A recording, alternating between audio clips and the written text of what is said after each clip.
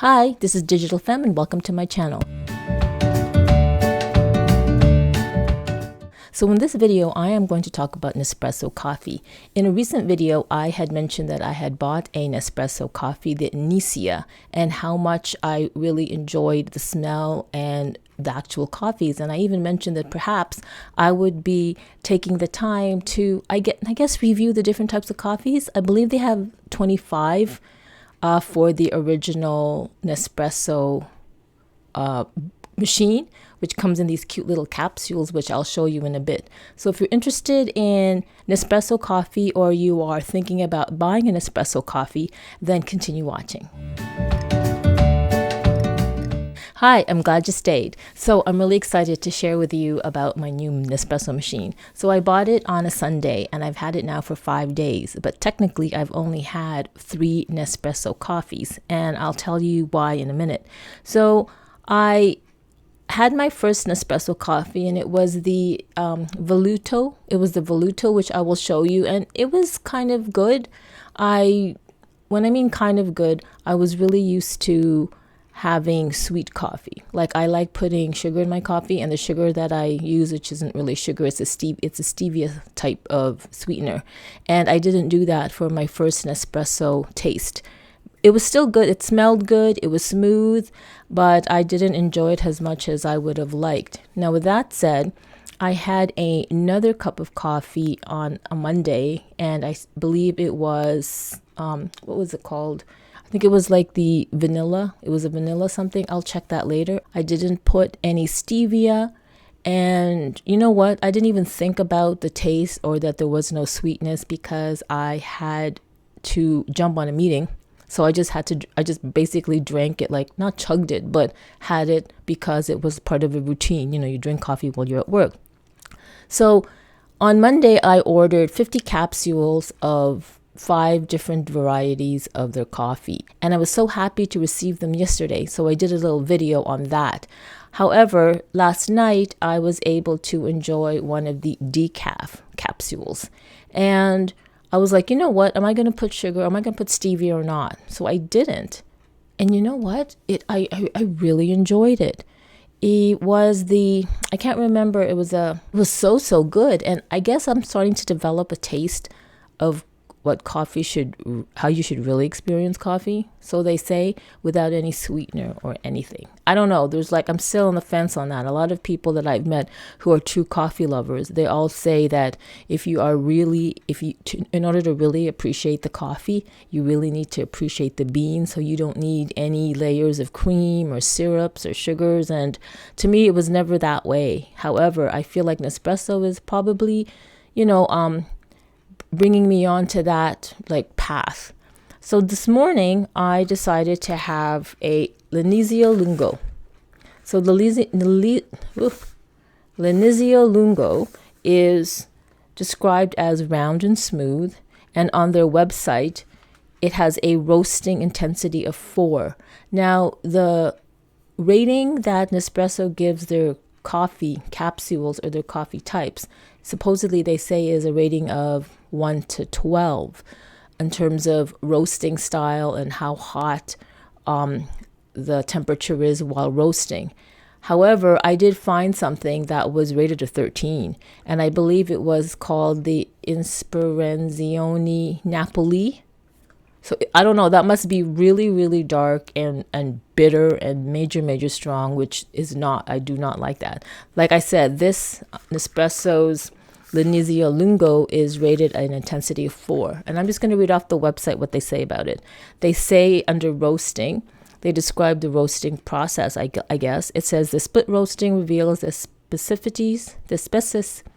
specificities of each origin. On one hand, longer roasting yields a darker bean that reveals the malted cereal notes of the bourbon beans. Bourbon beans? On the other hand, shorter roasting of the Arabica from Colombia yields lighter beans and highlights the softer notes reminding of sugarcane, specific to its region of origin. Interesting. So I don't know if you brew a cup, but I Nespresso'd a cup, And it's funny, the other day I was in a meeting with someone and I had my Nespresso because it came in yesterday. And they said, oh, it looks like you're drinking wine. And I guess they just saw like this part. But who drinks wine with a handle like this? Like, really? Maybe some of you. But I said, no, it's coffee. But it is. So this is the first time. This is not the first. This is the first time I'm going to try the Inissia lingo. First time today, because I believe there was a sample of this that came with the machine, and I think that was the first one I actually had. Or did I say Voluto? I have to check back. Anyway, let me see if they really have this darker bean that reveals the malted cereal notes of the bourbon beans. Do I even know what malted cereal notes taste like of a bourbon bean? I think not. Let's just see.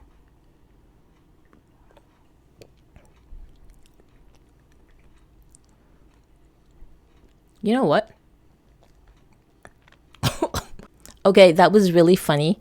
I didn't cough or anything or choke because of the coffee's taste. It was because as I was tasting it on my tongue and pressing my tongue on the top of the roof of my mouth, something slid and it slid down wrong. So it's not really funny. But no, it actually tastes... Well, I don't know what to say. Like I said, I've always been a coffee drinker adding stevia or cream.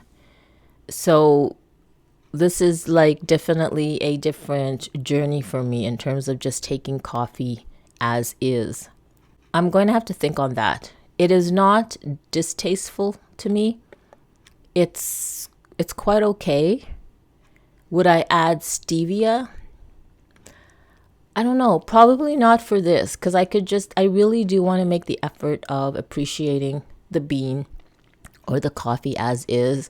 So I feel like I'm going to just continue trying out the different coffees until I acquire a palate for that. And I feel like maybe by the end of the week I will. So today we tasted, and by we I mean me, the Inissia lingo, intensity rating of 4. They classify it as round and smooth. Round and smooth.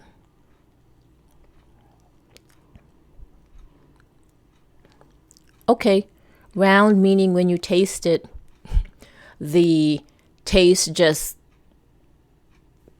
permeates your whole mouth and you can taste it all at kind of like once as it gets throughout your whole mouth. And it is rather smooth. There is no sharp tone. Now, I need to tell you something. When I guess this was like 7 years ago, I was with someone who was an audiophile, a true audiophile. And he doesn't just collect vinyl records or turntables. No. He actually puts amps together. And for about over a year, we actually tested the sounds that the different components of the amps made. He would buy Russian tubes and then he would, try different resistors with like silver components or brass or copper or it all that. And honestly, when you craft an amp for different types of sounding, you could really come up with the different experiences of sound. Like if you wanted a more intimate, closer sounding music, then it would be a certain type of tube with certain type of resistor and or capacitor. I'm not kidding you. Or if you wanted a more live feeling, like a broader, larger, you're in a big room and the sounds, then it would be a different type of configuration. Or if you wanted like more of a bass, like it was really incredible. Like there was like the bass notes, the like mid-range, high, the trebles. My ears really got to understand all the little different nuances of sound. Like, can you hear the kick drum in the record, like in the music? And however you tweak the components of the amp or what you put into it, it really made a big difference. So no different from coffee, I believe. So when people, and wine, when they take the time to describe the taste experience of like a drink, like coffee and or wine, then I would say that that's pretty much what they go through. that type of experience where they, I guess, describe every single layer of taste, and I'm sure they have ways of expressing it, or like what's round really mean, what does smooth, what does embodied really mean versus round. Like, I'm not a coffee connoisseur, so I would like to be. And you know what, maybe we can take this journey together. Everything's always a journey, isn't it? So if you found this video a little bit interesting and informative, then consider liking it and do subscribe, because I'm thinking, since I'm a channel that is really in need of content, I'm thinking of making a coffee series, because after all, that was the original title of this channel. Something like, what was it? DigitalFemme, your virtual coffee break buddy. So maybe I'm coming full circle, but there's so many other things to share, and I'm thinking of actually having a coffee series where we will together explore the world of Nespresso and other coffees. But right now I got to go through 25 Nespresso coffee types. So right now I have 5. So this is going to be like a journey in itself. So anyway, thanks for watching, and wherever you are, have a great day and have a great evening. And I'd love to know what type of coffee you like. Do you have an espresso machine, and how do you like it? And if you do, what is your favorite coffee, or your number of favorites? And I would like to know who in the world is out there taking the Nespresso coffees that have like an intensity level of 12. Like, wow, that's like insane to me. I can't take anything more than a 6, if ever. I think I'm just going to order always 4 intensities, which kind of like limits this channel or this series. But I will, there are actually, the machine came with 15 samples, or I wouldn't say samples, because it's the full size capsules, and there are like the real like intensity 12. So maybe I will, brew that or Nespresso that, and we can experience it, or I can experience it, and you guys can watch me experiencing the very, very high intensity level of 12 in an espresso coffee.